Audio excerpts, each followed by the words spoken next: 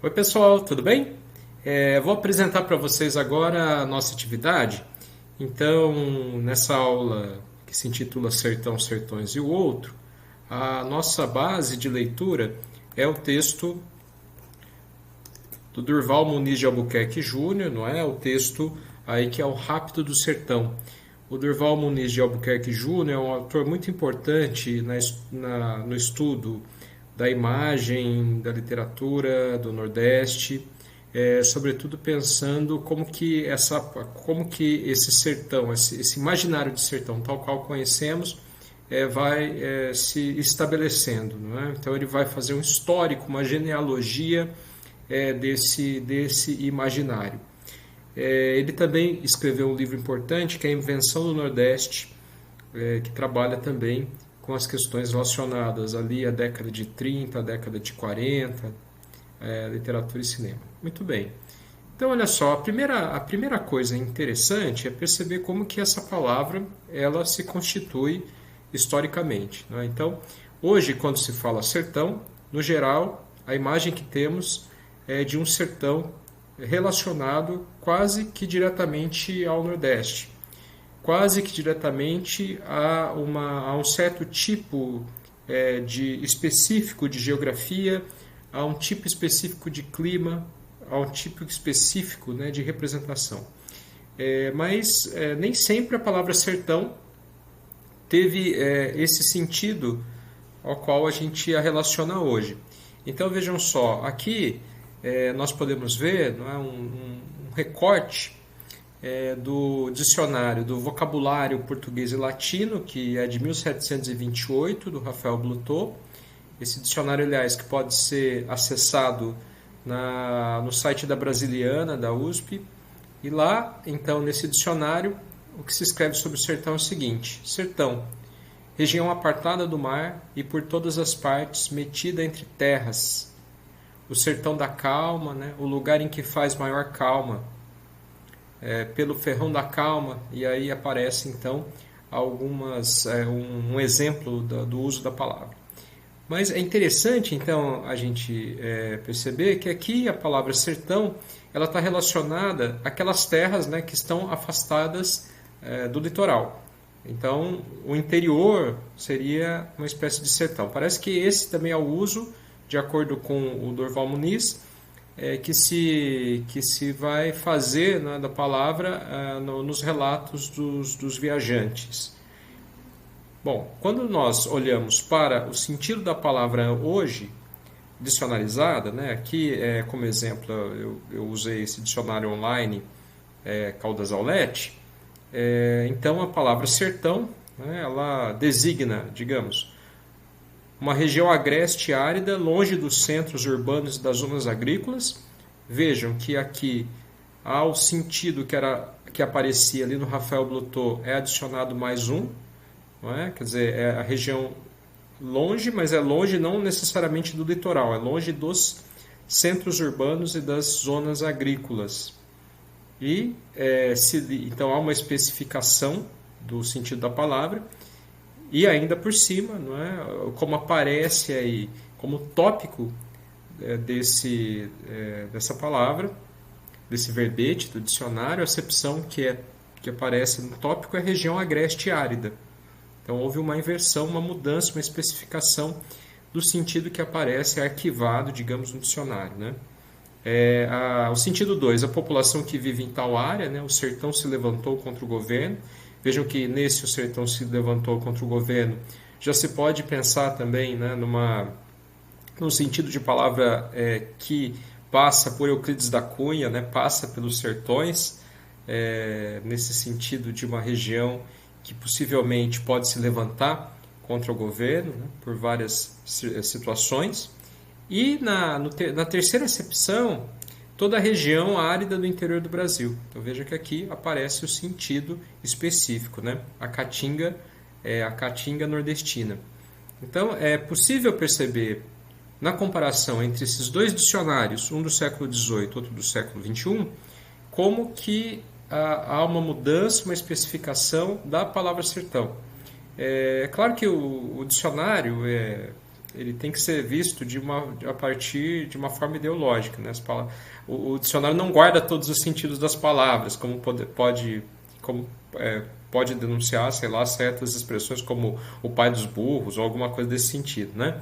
E tanto isso é verdade que percebemos aqui que os usos da palavra mudam. Bom, então é disso que o Durval Muniz Albuquerque Jr. vai tratar no texto dele. Como que esse sentido, que era um sentido então genérico de interior, passa a sofrer uma série de mudanças, deixando claro que ao mesmo tempo, não é, em que essa palavra sofre mudanças, ao mesmo tempo então em que vai acontecer, em que alguns fatores sociais, políticos, econômicos, culturais vão contribuindo para se ligar a palavra sertão ao sertão nordestino, também pode-se perceber que há uma existência nova dessa palavra. Bom, vocês vão ler o texto e vão perceber isso no texto, né? Aqui é um pouco pensando então ainda nesse exercício genealógico, eu selecionei alguns trechos de livros que tratam do sertão e em que o sertão aparece também colocado de maneira diferente, né? Então, aqui, nesse livro Tio, do José de Alencar, de 1872, que geralmente é considerado uma obra regionalista, né, do José de Alencar, nós podemos perceber então o uso da palavra sertão. Então, no inverno costumam passar por aquelas paragens ranchos de caçadores que demandam o sertão para a montearia das antas e veados que ainda abundam nos campos de Araraquara e Botucatu. Vejam que nesse sentido aqui a palavra sertão aparece como interior, né? Interior aqui, se a gente tivesse que localizar a palavra geograficamente, sertão, o interior de São Paulo. O romance se passa ali na região de Santa Bárbara do Oeste, Campinas, né? Trata aqui de Araraquara, Botucatu. Por outro lado, olha só, um outro uso, né, da palavra: um tigre que descera do sertão destruía o gado de uma fazenda próxima, cujo dono prometera boa recompensa a quem o matasse. Vejam que aqui a palavra sertão aparece mais uma vez com sentido de interior, mas se considerarmos que a fazenda é uma região habitada com suas próprias regras, né, há uma diferenciação também que aparece aqui, que é então entre a palavra sertão, um espaço organizado, e aquele lugar que é a selva, que é habitada pelo tigre, né? Bom, mas um outro trecho, né? Como sua mãe, Berta se partiria deste mundo e o deixaria só, com aquele amor insano. Era preciso que ela lhe pertencesse, que ela a unisse à sua existência para sempre, a fim de protegê-la, faltou um acento ali, a todo instante. Ali estava a floresta, além o sertão imenso. Vejam só que aqui sertão aparece como um lugar distante, um lugar quase inatingível, né? É quase uma expressão para dizer o mundão. Vejam que com esse sentido. Agora, aqui eu selecionei um trecho do 15, da Raquel de Queiroz, romance de 1930, que vai, de certa forma, inaugurar uma tendência dentro da literatura de 30, que é fazer uma denúncia social das terríveis, da terrível vida, né, que se levava no sertão nordestino. Aqui sim, o sertão é específico, na época das secas. Então, o 15 chama o 15 justamente porque se refere à seca de 1915, né? Então, vejam só.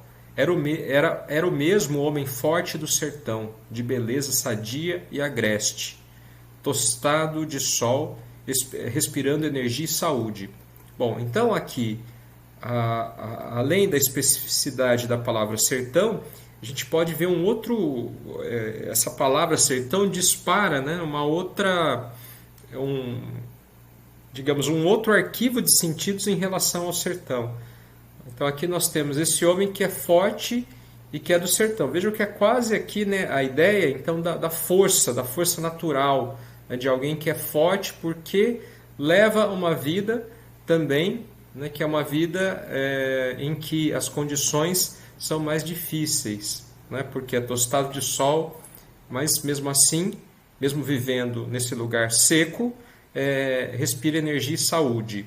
Então aqui, né, é como se esse homem estivesse mais próximo, digamos, de uma força natural, não é? De uma força quase animal. Veja que esse tipo de sentido vai aparecer também, por exemplo, no Graciliano Ramos, nós vamos ver a seguir, né? E aqui uma outra acepção, né? Dona Inácia, comovida demais, não sabia o que dizer. E você quer voltar para o sertão, mocinha? A rapariga levantou tristemente os olhos. Para que, minha madrinha? Só para passar mais vergonha? Então veja, essa moça, não é? A mocinha, que é uma das personagens, né? Do romance, ela estava grávida, né? Então vejam que aí, não é? O sertão, ela morava efetivamente nessa zona da seca, né? Mas o que chama atenção aqui é que o sertão é tomado como um lugar também com uma tradição arcaica, né? Então, o interior com uma tradição arcaica, né? Então, se as pessoas de lá a vissem grávida, iriam criticá-la. Então, aqui nós também temos um outro jogo de sentidos. E no Graciliano Ramos, no Vidas Secas, né? O que desejava, esquecia-se. Agora se recordava da viagem que tinha feito pelo sertão a cair de fome. As pernas dos meninos eram finas como biros. Sinhá Vitória tropicava debaixo do baú de trens. Na beira do rio haviam comido o papagaio, que não sabia falar. Necessidade. Então, vejam que aqui, pensando apenas no uso da palavra sertão, podemos pensar então como esse lugar em que as condições de vida, em que as condições de vida são difíceis. Esse sertão onde se cai de fome, onde se precisa até mesmo matar o papagaio para que se satisfaçam as necessidades mais banais, né, mais naturais do ser humano. Então nós pensamos aqui, nós ligamos imediatamente aqui o sertão, a ideia de aridez, a ideia de seca, a ideia de vida difícil. Então, nós percebemos aqui, por meio desses trechos que eu selecionei, que há uma mudança, então, uma especificação na palavra sertão, como o Durval Muniz de Albuquerque Júnior vai também sugerir no seu ensaio, e que na literatura essa palavra também vai tomando novos sentidos. Isso é muito importante, porque esses sentidos que a palavra sertão vão formando aqui constituem o imaginário do que é o sertão. E para esse imaginário que se pode acessar a partir do momento em que se vê, em que se lê certas representações. A literatura contemporânea, mas o cinema contemporâneo, né, também, que estamos estudando, muitas vezes constrói imagens que parecem dialogar com esse imaginário mais específico, mas ao mesmo tempo questionam esse imaginário. Então, o cinema seria um cinema de resistência na medida em que troca certos sinais desse imaginário e que constitui um outro tipo de sertão, né? Também é possível perceber, então, esse imaginário, como esse imaginário trabalhado, nessas imagens, né? Uma delas é Os Retirantes, a tela de Cândido Portinari, de 1944. É interessante como muitas vezes costuma se relacionar quase que diretamente essa tela ao livro Vidas Secas, do Graciliano Ramos, mas veja, não foram feitas ao mesmo tempo, né? Uma das edições acho que da editora Record continha essa capa, né? E acaba se relacionando diretamente quase, né? Mas vejam que nessa tela, então, nós temos essa imagem, né, do sertanejo como o esquálido, né? Esse que está, então, numa região que é é bastante árida, nós podemos perceber aqui a terra, né, essa cor da terra, os ossos que estão colocados aqui, que lembram imediatamente a morte, e as próprias figuras, não é, são figuras com expressões, não é, que nos lembram bastante um susto, né, quase um susto isso daqui, que nos demonstram então a tristeza, né, e a fome, as terríveis condições de vida pelas quais passavam. Talvez essa personagem fique parecendo assim a Vitória um pouco pelo que ela carrega na cabeça, né? Mas nós podemos perceber então essa triste família e colocada, vejam que aqui esse céu, né, que é um céu bastante azul, né? Mas que aqui há pássaros, né? E vejam que essa imagem do Kleber Mendonça Filho, de certa forma, atualiza o quadro do Cândido Portinari, ou melhor, né, quase cita intertextualmente, né, o quadro do Cândido Portinari, ao colocar esses pássaros, vejam, né, aqui propositalmente eu coloquei quase uma imagem como continuidade da outra, mas no caso do Kleber Mendonça Filho, aquele cenário, que é o cenário que se costuma ligar ao sertão, né? Aquele céu que costuma se ligar ao sertão, aqui ele é preenchido por pessoas, né, que estão apontando armas para os forasteiros que invadiram Bacurau. Então vejam que aqui há um outro tipo de sertão que aparece, né? Que é justamente o sertão, que é o lugar em que esse homem meio bicho, né, que está próximo à natureza, é também capaz de se revoltar. E aqui há uma referência à violência do sertão, até como que foi vista, né, até como uma forma, né, de fornecer uma revolta para aquilo que era o poder central, que deixava o sertão amigo, né? Então vejam que é interessante aqui, né, a imagem. Percebam, né, que aqui há esses pássaros, né, aqui é possível olhar os pássaros por meio, né, entre as pessoas, né, o que dá essa ideia de profundidade aqui do céu, né? E aqui também nós vemos, né, esse tipo de movimento. Bom, por outro lado, eu selecionei outras imagens aqui, como essa, por exemplo, em que nós temos aqui uma imagem do Deus e Diabo na Terra do Sol.